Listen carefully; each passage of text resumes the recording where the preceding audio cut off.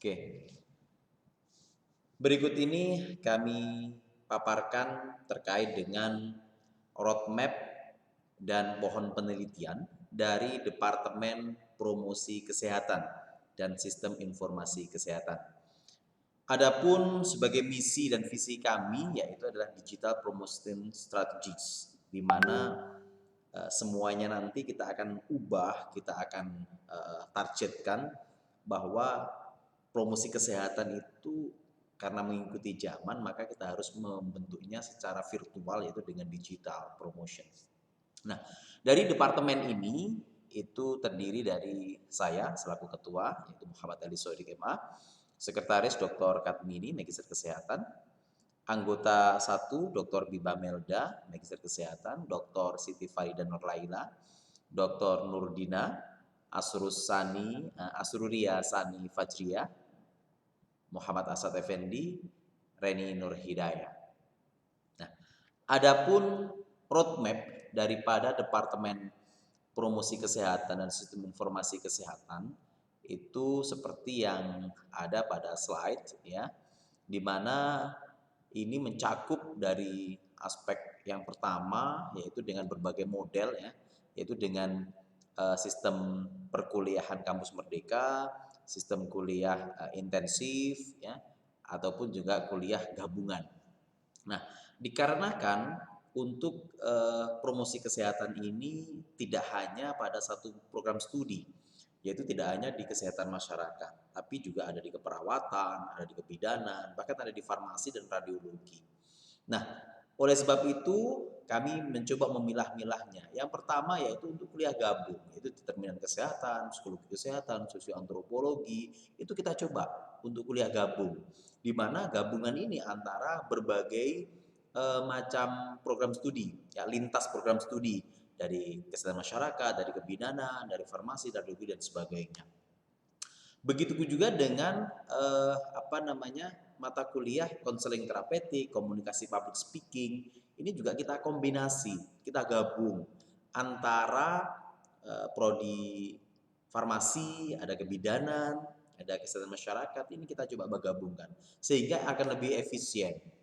Nah, selanjutnya ada kuliah juga terkait dengan eh, kita kuliah gabung juga di media promosi kesehatan, ya, terus pengembangan organisasi, pemberdayaan masyarakat. Ini juga kita akan kolaborasikan.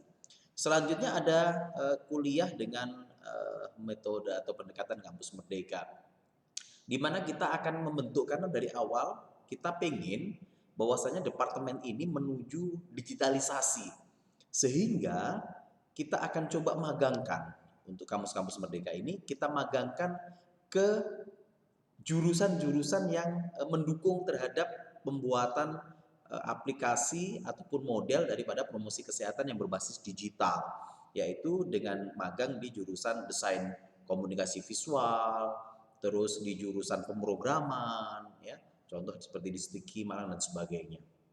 Nah, adapun kuliah intensif ini juga memberikan ruang dan waktu agar mahasiswa juga lebih intensif juga di dalam menempuh perkuliahan ini.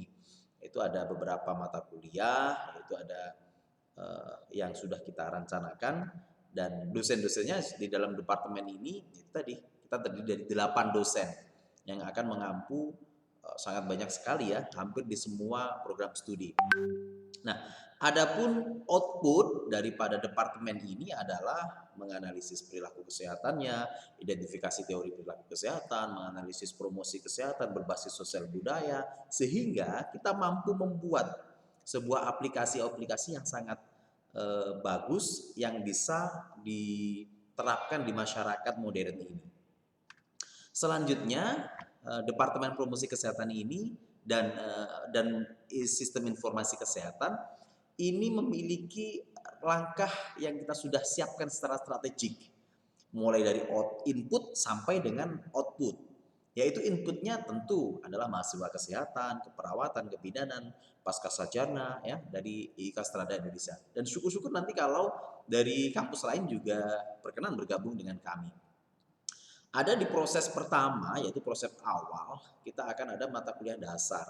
Mata kuliah yang secara general harus dipelajari di departemen ini, yaitu ada sosio-antro, ada dinamika kelompok, ada komunikasi kesehatan, ada perilaku kesehatan, dan seterusnya. Proses yang kedua yaitu peminatan promosi kesehatan. Ya, mata kuliah ini terdiri dari berbagai eh, macam kuliah yang advance, dalam artian menunjang untuk tugas akhir, skripsi ataupun tesis ataupun KTI dan seterusnya. Nah, proses yang keempat yang tidak kalah penting, ya, yang tahapan yang keempat atau proses yang ketiga yaitu peningkatan quality daripada dosen, ya, itu dengan pelatihan skill training, joint research, publikasi, sponsorship dan sebagainya. Proses berikutnya, langkah berikutnya yaitu proses 4, yaitu penyusunan publikasi hasil dan rancangan program aplikasi promosi kesehatan. Kenapa? Ini sangat penting. Jadi sesuai dengan era digital ini, semuanya akan beralih fungsi pada digital. Sehingga promosi kesehatan ini bisa menyentuh level individu-individu. Bukan lagi general, tapi menyentuh level individu-individu sesuai dengan kebutuhan mereka. Sehingga outputnya adalah kita dapat memiliki capaian, yaitu kemampuan yang dihasilkan oleh Departemen Promosi Kesehatan dan Sistem Informasi Kesehatan ini, yaitu mencetak tenaga-tenaga ahli yang mampu melakukan promosi kesehatan yang efektif tentunya, mampu mengembangkan media promosi kesehatan, mampu memberdayakan masyarakat, dan yang tidak kalah penting adalah mampu mengembangkan digital health promotion. Digital health promotion ini sangat penting karena apa? Sesuai dengan tema digital saat ini yang menjadi satu kebutuhan kita. Adapun pohon keilmuan dan juga penelitian dari promosi kesehatan sistem informasi kesehatan itu akarnya adalah teori-teori besar ya, seperti health belief model, behavioral change, terus teori plan behavior, teori respond action dan seterusnya.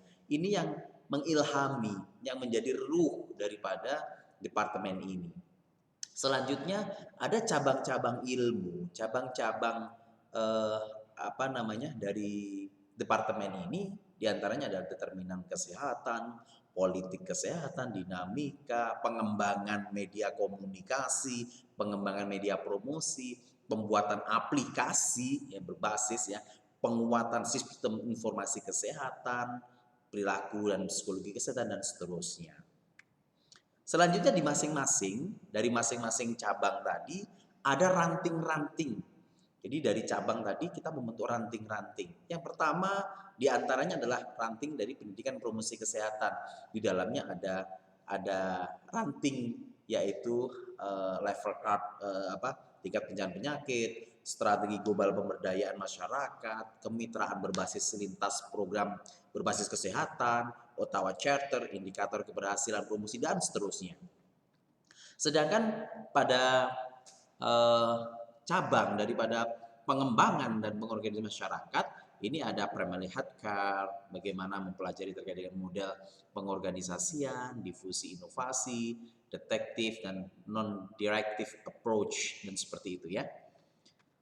Selanjutnya ada determinan kesehatan, yaitu di dalamnya ada ranting-ranting kecil mulai dari gender, lifestyle, pendidikan, environment, skill, social, ekonomi, facility, healthcare, gizi dan siklus kehidupan dalam masyarakat.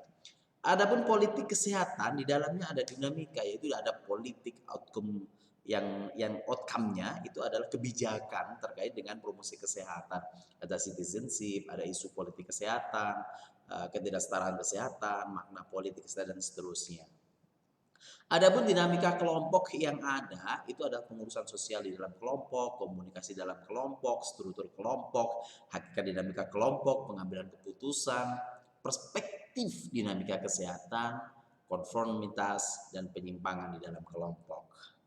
Selanjutnya di dalam sosio-antro itu tentunya ada ranting-ranting kecil yang sangat menarik, yaitu ada aspek sosio-budaya, ya, ada hakikat manusia, aspek biologis dan seterusnya. Nah, yang terakhir terkait dengan roadmap penelitian di dalam departemen ini adalah kita mencoba menyusun sedemikian rupa sehingga goal selama 5 tahun ke depan ini akan tampak, yaitu di mana langkah awal pada tahun ini adalah menginventarisasi penelitian promosi kesehatan, baik yang terkait dengan pengembangan metode ataupun pengembangan media di dalamnya, baik yang berbasis kultural, sosial ataupun ekonomik. Ya.